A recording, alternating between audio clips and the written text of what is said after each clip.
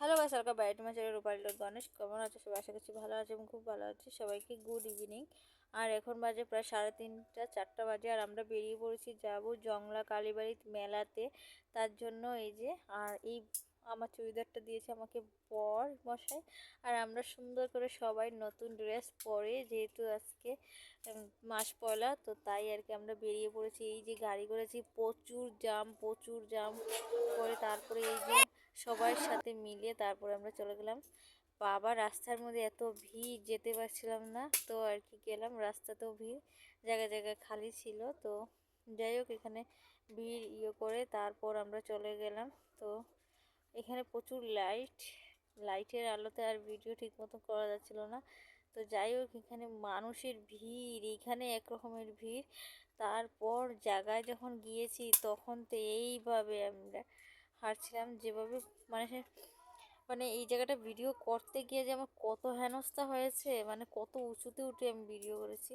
তো যাই হোক, এখান থেকে প্রায় আমরা ওখানে, আর এই জায়গাটাতে মানে হয়ে গেছে, একদম লড়াচড়া হয়ে গিয়েছিল। তারপর আর কি, তো এই যে আমরা এখানে দাঁড়িয়ে পড়েছি, প্রচুর ভিড়, ছেলেরা একদিকে মেয়েরা একদিকে।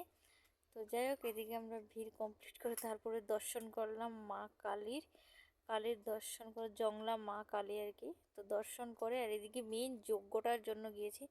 যজ্ঞটা দেখতে ভীষণ মজা আর ভীষণ ভালো একটা যজ্ঞ। তো যাই হোক, এখানে যজ্ঞটা ভীষণ আনন্দ করে গিয়েছি।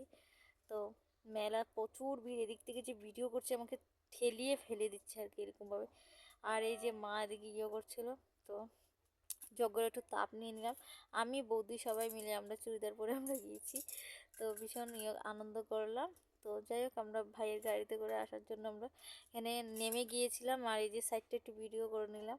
এখানে প্রচুর কবুতর ছেড়েছিল মানুষে। আর এখানে হলো রবট, আর রবটে একটু হাত মিলালাম। রবট না, এটি কঙ্কাল। যাই হোক, আমার ছেলে এবার মনে করলো, আসার সময় একটু এই জায়গাটা ভিউটা ভিডিও করলাম, যেহেতু ভীষণ উঁচুতে উঠেছি, মজা লেগেছে। তো এই জায়গাটা ভিডিও করলাম, যে এইখানে ওখানে একটুকু মানুষ এত ভিড় নেয় মোটামুটি। আর আমরা সবাই এই যে, যাই হোক, তারপর বাড়ি চলে আসলাম। তো বাড়ি চলে আসা সবাইকে এরকম কেমন লাগলো আমি বললাম একটু দেখো তো ভালো করে ভিডিও করে।